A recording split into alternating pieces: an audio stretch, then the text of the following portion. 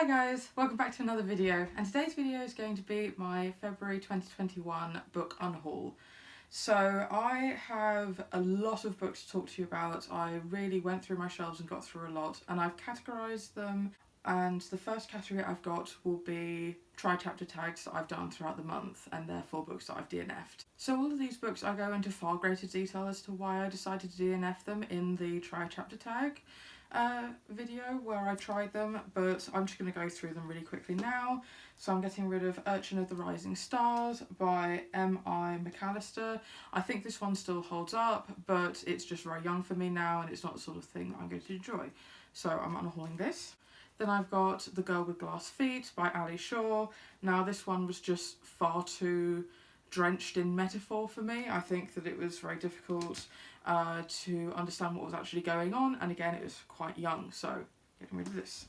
So Spirits by Gwyneth Jones, an adult fantasy that I think the plot and the story intrigued me, but the world building was incredibly clunky, and I think that if that had been cleared up, I think that this would be one that I would really enjoy, but it's just not going to happen. The next one is Thunder Oak by Gary Kilworth, again just very young. I think this one does still hold up, so I would recommend for younger readers, but it's not for me. So Angel Stone by Livy Michelle or Michael. Yeah, this was far more religious than I thought it was going to be, and I didn't think it was particularly well written, very young. The author seemed to want to be telling an amnesia story but didn't really want to commit to it. Also the fact that the main character just goes along with someone who she thinks has murdered someone and just like absolutely fine with that. Just no, I'm not going to finish this. Then I've got The Eagle of the I said this in my chapter tag. Eagle of the Ninth by Rosemary Sutcliffe. This is a Roman historical fiction, and I just found it to be a bit... It just sounded a bit like the author had done a bunch of research into what things were called, which is great, but wanted to include every little bit, so the sentences felt very stilted because of the fact that it was just chock full of words that the average person probably wouldn't know, so I'm getting rid of this one as well. So the next one I've got is The Silvered by Tanya Huff. I was actually really enjoying this, however there was a pairing that I thought was going to be endgame, and I looked at a couple of reviews and found out that wasn't going to be the case, so I think I would have been disappointed moving forward. However, I guess if you're looking for a sort of steampunk fantasy, this one does come fairly highly recommended, but it's just not for me. Next I've got City of the Beasts by Isabel Alland, and this one just read very young again, and the main character was remarkably annoying, so I decided to give up on this one as well. The next one I've got is The London Eye Mystery by Shaman. So I think that this one would be quite good for younger readers, but it's just too young for me now. It's about a mystery where two siblings and their cousin goes on to the London Eye, and when the wheel turns back round, he's not there. And another one I'm getting rid of that I DNF'd was Tarka the Otter by Henry Williamson. I just found the sentence structure in here to be quite clunky. I don't know what it was, but it almost felt like each sentence wasn't supposed to be connected to the one next to it. I don't know how else to describe that. Maybe if any of you guys have read it, you know what I'm talking about, but yeah, it just didn't flow very well. So sorry if I'm not giving very good descriptions of these books because of the fact that I read very little of them, and most of them are just going to be the case that they're pretty much too young for me now. Same with this one, Girlstruck Island by Frances Hardinge. So I started reading this and I just think that it's going to be too young, so that's why I'm getting rid of this one. So the next one, I really only got a page into this one. This is Starseeker by Tim Bowler. And yeah, I just thought that the first page was remarkably offensive. I go into more detail in my chapter tag video, but the amount of negativity displayed towards the larger characters in this book just from the first page alone was just, I don't want to read it, and it was also remarkably young, so I'm going to be getting rid of this one as well. I could probably stop saying I'm going to be getting rid of this one as well, because I guess that's implied by the fact that this is an unhaul video, The next one, Star of Kazan by Eva Ibbotson.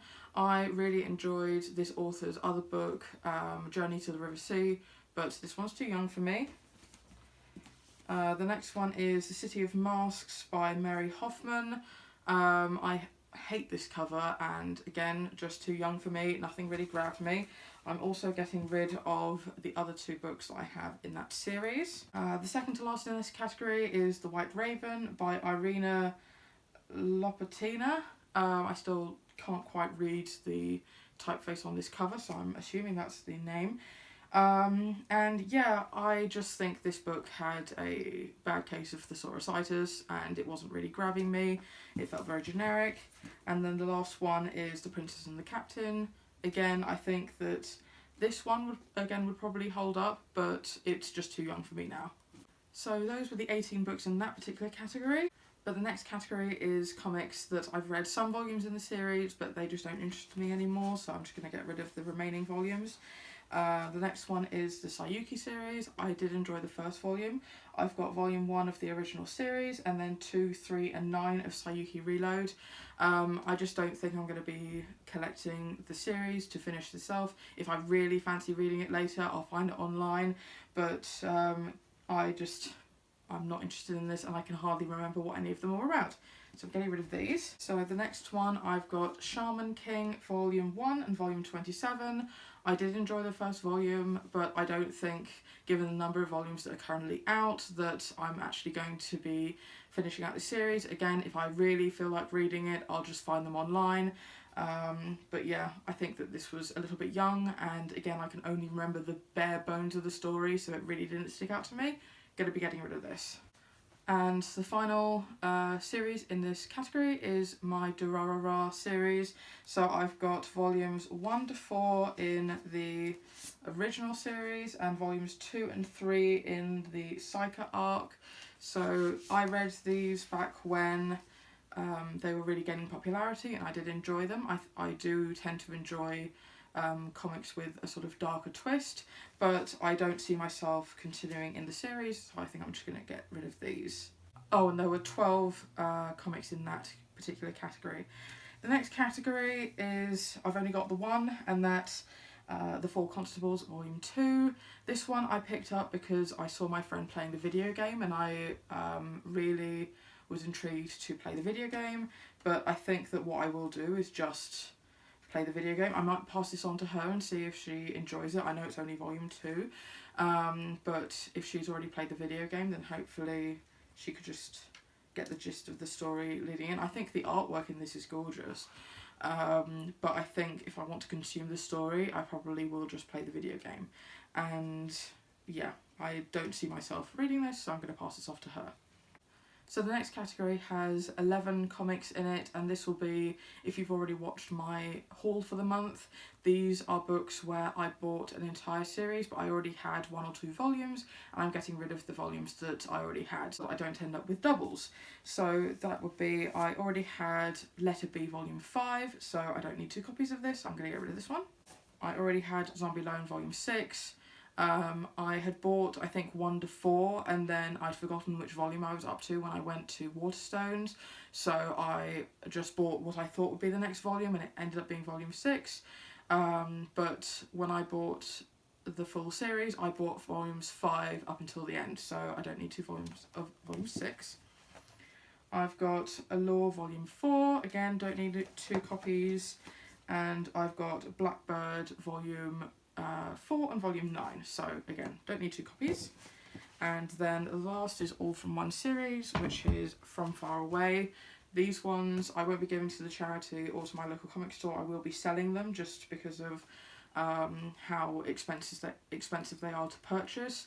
So I've got volumes 1, 3, 6, 2, 4 and 14, and yeah, I think I'll probably be putting these up on eBay.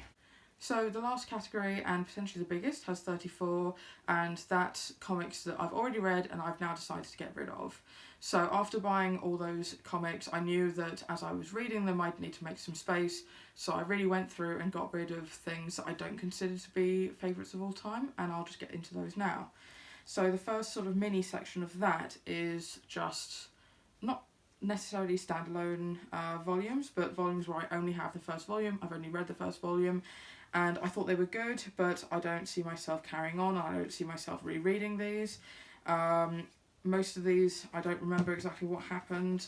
I remember Clockwork Planet being incredibly interesting in terms of the world building and the morally grey characters, but there was just too much sort of boobs, I guess, in this, and you know, for absolutely no reason other than I think to keep the average male audience interested. So just not gonna continue on with this. I kind of felt the same about No Game No Life. I thought the plot was interesting, but just too much boobs. The other two I read when they were somewhat popular, so I've got Ghost Diary Volume 1 and Akeme ga Kill Volume 1, and I enjoyed both of these when I read them, but I can't really remember anything about them. They felt fairly generic at the time, but I did enjoy them, but I don't remember anything about them, don't need to keep them. So the next are series, where I've either read the full series or at least all the volumes that I've been able to get a hold of. The first one being Deers by Peach Pit. I've got volumes 1, 2 and 3. I really enjoy the Peach Pit art style, so I will continue to pick up stuff from them, but this one I just felt very generically about, and I don't see myself rereading or continuing on with the series, so I'm going to get rid of these. The next one is that I've got volumes 1 to 5 of Full Metal Panic. I really enjoyed the first couple of volumes, but I've enjoyed the series less and less as it's gone on. So originally it was a story about a very, very strong-minded girl in her local high school, and a boy joins the school halfway through the year, and he was raised on like a military base, and she's basically trying to keep him aligned, making sure that he's not blowing up half the school, and it was a lot of fun. And then sort of slightly later on in the series, I think it was around volume 3, it turns into like a giant robot series, and it's not what pulled me to the series originally. I don't think I'll ever reread the first volume knowing that, so yeah, I don't need to keep these on my shelves, these are leaving. So these two series, I sort of get very muddled up in my head. What's the difference between the two, which is probably why I'm getting rid of them, and that's Shrine of the Morning Mist volumes 1 to 4 and Moon Phase volume 1 to 5. So these two I really enjoy, but I cannot tell them apart. I think they're incredibly similar, and I think one of them only got half of the volumes translated to English at all, so I don't think that I can finish out the series even if I wanted to, so I think these could go to a new home where they're going to be enjoyed more than they are here. And the last series I'm going to be talking about is Noragami Stray Gods Volume 1, and I've got a number of volumes that I'm getting rid of, and then I've also got, which one is it? This one, Stray Stories. So this one is a couple of mini stories attached to the series. So I really enjoyed my reading experience of this series, but I feel like I've had enough of the story as a whole. I don't see myself buying any more volumes because I'd have to read through the entire rest of the series in order to catch up and remember what was going on. I do recommend these. I think that they're still pretty good, but I don't see myself continuing on in the future. So I'm getting rid of 76 books this month. I think that that's a really good number, although considering that I acquired 94, not as good as it could be. To keep up with my goal of hopefully getting rid of more books than I acquire. So fingers crossed, when I binge through a number of my comic series, that I can start cycling them round and getting them out to other people if they want to read them. Yeah, I'd love to hear like how often you guys clean out your shelves. I quite like it as a monthly exercise, and so I don't end up with a billion books to get rid of, although with COVID and not being able to give anything to the charity shops, I think that's going to be the case, but oh well. So I'll see you guys in another video, and thanks for watching. Bye!